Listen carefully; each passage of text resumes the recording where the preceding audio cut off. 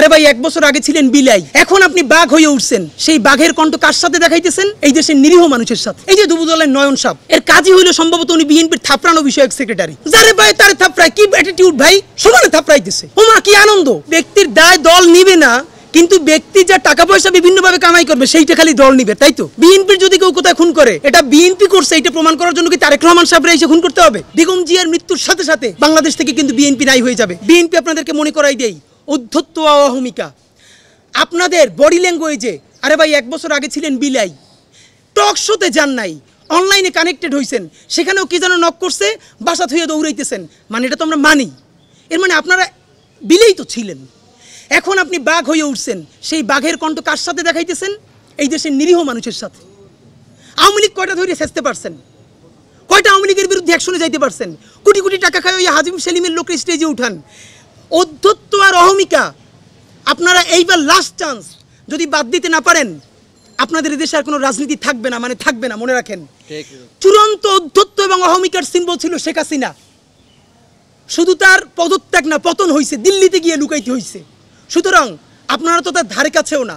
সালাউদ্দিন ভাই থেকে শুরু করে অন্যান্যরা সংস্কার কমিশনে যেই গার্ডস নিয়ে, যেই অ্যাটিটিউডে কথা বলেন, আমরা আহত হই। এই যে দুবুদলের নয়ন সাহেব, এর কাজই হইলো সম্ভবত উনি বিএনপির থাপড়ানো বিষয়ক সেক্রেটারি। যারে ভাই তার থাপড়ায় কি অ্যাটিটিউড ভাই! বিএনপির বিরাট সমাবেশ, সে হাঁটতেছে, সামনে একজন আইসক্রিম আলা সমানে থাপড়াইতেছে। ওমা কি আনন্দ! স্টেজের সামনে এক ভদ্রলোক তার মাথার উপর থাপ্পড় দিতেছে। ব্যাপার হলো এই যে সে থাপড়াইতেছে, এইটা ভিডিওতে মানুষ মিডিয়ায় দেখতেছে। বিএনপি এইটার বিরুদ্ধে কোনো অবস্থান নিছে? অফিসিয়ালি তারে বলছে যে এরকম থাপড়াথাপড়ি সে কেন করে? সে এইটাকে এনজয় করতেছে। এর মানে হলো বিএনপির বিরুদ্ধে আমরাও যদি বলি, আমাদেরকে এরকম থাপড়ানো হবে। এই থাপড়ানোর ট্রায়াল দিতেছে তারা। এই নয়নেরা যদি হয় বিএনপির ফিগার, যারা এখন মানুষটা খালি সমানে থাপড়ায় ডানে বামে তাকাইয়া, তাহলে সেই দলের যারা নীতি আছে তারা মানুষটা পাথর মারবে না, মারবে কি? চুমা দিয়ে মাইরে ফেলবে মানুষরে। প্রথমত যা করার তাই করছে, দলের নেতা মানুষরা থাপড়ায় আর তারা পাথর মারে।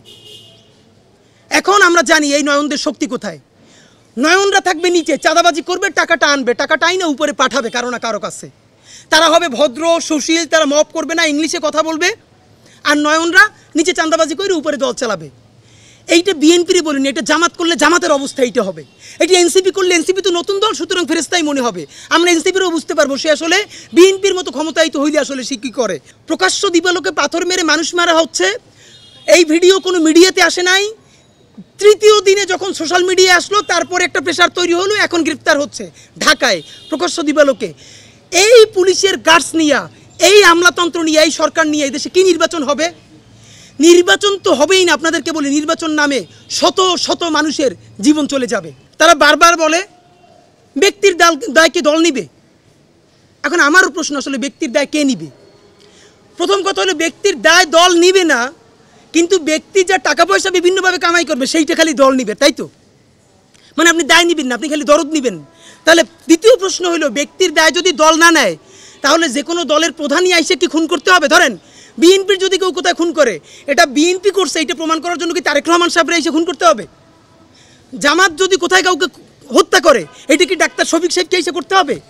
এনসিপি যদি কোথাও কাউকে খুন করে, এটা কি নাহিদরেই এসে করতে হবে? মানে কি কথা ভাই? আপনি বরং সঠিক রাজনীতিটা করেন। আপনি বলেন আমি তারা স্যাক করছি, বিএনপি তারা পুলিশ তারা গ্রেফতার করে না কেন? আমরা যতক্ষণ না পর্যন্ত বাংলাদেশের মানুষ রুখে দাঁড়ালো, ততক্ষণ পর্যন্ত আপনারা সাফাই গাইতে চাইছেন আমাদের দলের না এইটা না সেইটা না। সব থেকে ভয়াবহ বিএনপির আর একটা রাজনীতি। কালকে হাজার হাজার মানুষ রাস্তায় মিছিল করেছে, বুয়েট থেকে শুরু করে সবাই। আবারও সেই ছাত্রদল বিএনপি আগের মতো বলার চেষ্টা করছে। কারো বলছে গুপ্ত শিবির, সাধারণ শিক্ষার্থীর নামে অমুক। এগুলো কি ভাই? আওয়ামী লীগের মতো ভুল করেন না। আওয়ামী লীগ এই কেসটা করছিল। আওয়ামী লীগ রাজাকার করতে করতে কি হয়েছে দেখেন না, গিয়ে ইন্ডিয়া পালান লাগছে।